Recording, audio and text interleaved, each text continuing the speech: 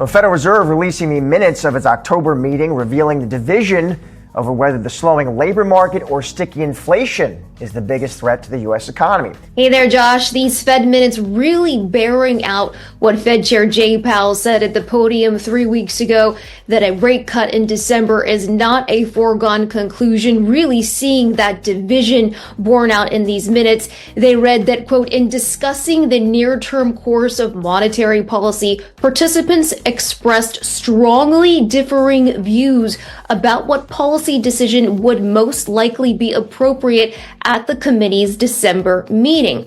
Now, while most members of the Fed thought it would be appropriate to continue cutting rates towards a level of neutral, that's a level on the Fed funds rate designed to neither spur nor slow growth, they didn't think it necessarily had to be done in December. Therefore, perhaps a prudent pause, if you will, in December before continuing on. Now, there's another contingent in which several officials also said on the flip side that they could see continuing to cut rates in December if their economic outlooks play out as expected. And still, there were some who thought it would be appropriate to hold rates steady through the end of the year. Certainly, we have heard Fed commentary over the past 3 weeks, and we can put faces to some of these takeaways from the minutes.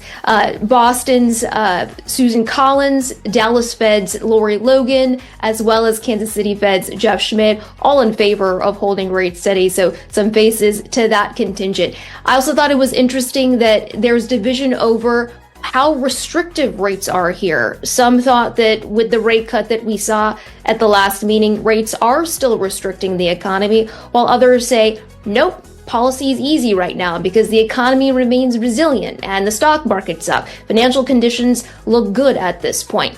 The other thing that stood out to me is that most participants thought that given the elevated inflation right here, that if they were to cut rates further, that could entrench inflation further and risk